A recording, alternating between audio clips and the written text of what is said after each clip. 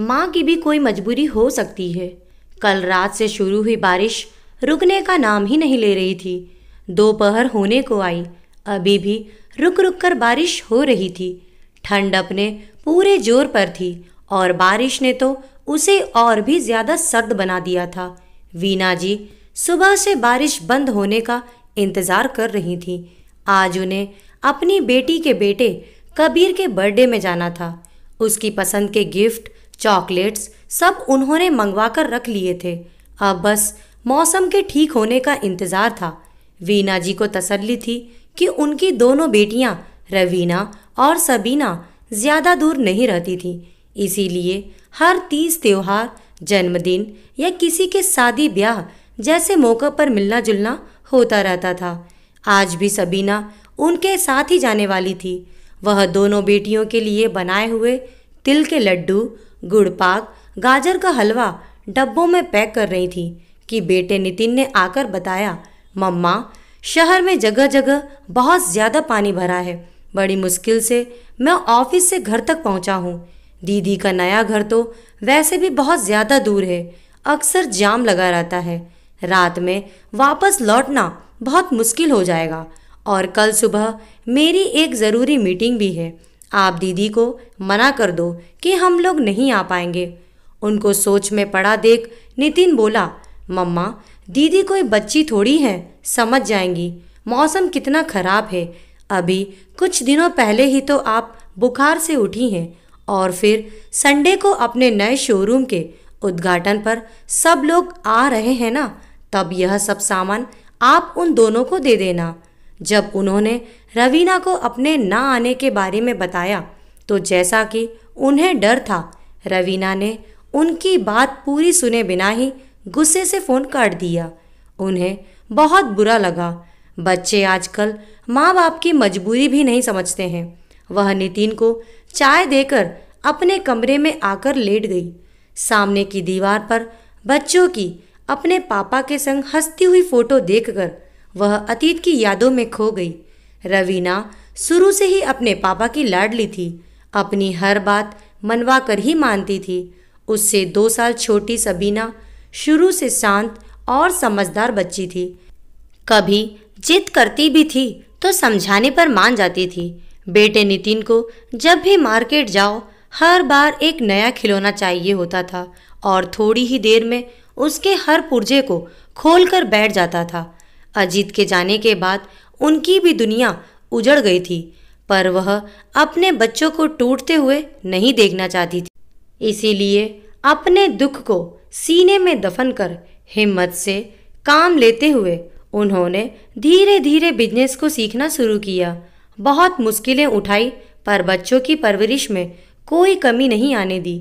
अपने सुख की परवाह ना कर बच्चों की हर ख्वाहिश पूरी की और उन्हें कभी अपने पापा की कमी महसूस नहीं होने दी। अब लगता है कि शायद हर जिद पूरी होने की वजह से रवीना थोड़ी ज़िद्दी हो गई है। पढ़ाई पूरी करने के बाद दोनों बेटियों की अच्छे घर में शादी हो गई।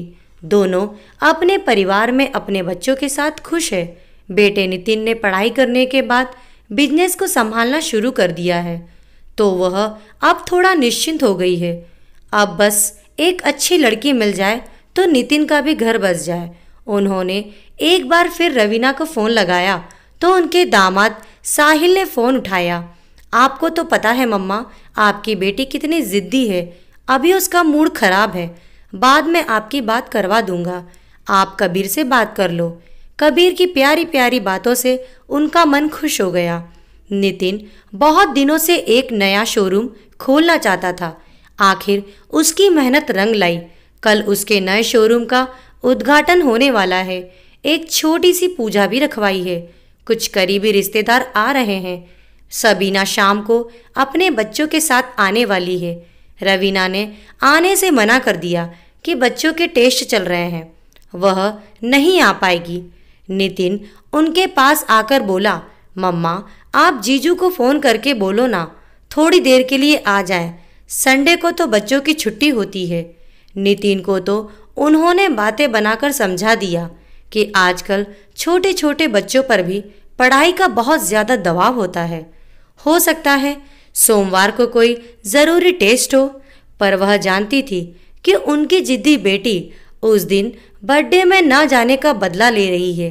सोचकर दुख भी हो रहा था कि भाई के लिए इतना बड़ा दिन है और बहन इतने पास रहकर भी मौजूद ना हो पाई। सुबह उठकर सभी शोरूम के उद्घाटन पर जाने के लिए तैयार हो रहे थे कि तभी रबीना और साहिल अपने दोनों बच्चों कबीर और कायना के साथ आ गए। रवीना उनके गले लगकर बोली, सॉरी मम्मा, मुझे माफ़ कर देना, मैंने आपका बहुत दिल दुखाया है। थोड़ा रुककर वह बोली, कल सुबह कायना बोलकर गई थी कि मुझे लंच में पूरी छोले खाना है। मैं बनाने जा रही थी कि गरम तेल गिरने से मेरा हाथ जल गया। बहुत दर्द हो रहा था, मैं कुछ भी नहीं कर पाई। तब तक यह दोनों ही स्कूल से आ गए। मैंने जल्दी जल्दी से इनके लिए वेज पुलाव बना दिया। मैं सोच रही थी कि कायना नाराज हो जाएगी कि उसकी पसंद का खाना क्यों नहीं बना। मेरे कहने पर कि सॉरी बेटा, आज आपकी पसंद के पूरी छोले नहीं बना पाई, कल बना दूंगी। आज आप दोनों बहन भाई पुलाव खा लो। कायना मेरे हाथ पर क्रीम लगाते हुए बोली, मम्मा आप रोज हमारी पसंद का खाना बनाती हो, आज नहीं बना पाई क्योंकि आपके हाथ में बहुत दर्द हो रहा है। मुझे पता है आप हम दोनों को कितना प्यार करती हैं, जैसे नानी माँ आपको करती हैं। तब मुझे अपनी गलती का एहसास हुआ कि 10 साल की छोटी बच्ची यह बात समझ सकती है और मैं इतनी बड़ी होकर यह बात नहीं समझ सकी कि आप हमें कितना प्यार करती हैं। और अगर आप नहीं आ पाई तो ज़रूर आपकी कोई मजबूरी रही होगी।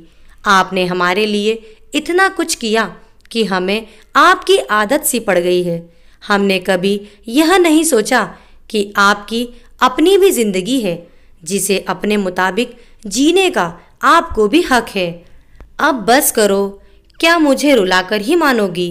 जल्दी से गाड़ी में बैठो, उद्घाटन का टाइम हो रहा है। हम क्या मेहमानों के बाद पहुंचेंगे? वीना जी ने अपनी दोनों बेटियों को गले लगाते हुए कहा। दोस्तों, आपको हमारी कहानी कैसी लगी कमेंट करके ज़रूर बताएं। आपकी राय हमारे लिए बहुत बहुत बहुत मायने रखती है। और भी अच्छी अच्छी कहानियाँ सुनने के लिए हमारे चैनल को सब्सक्राइब करना ना भूलें। Thank you.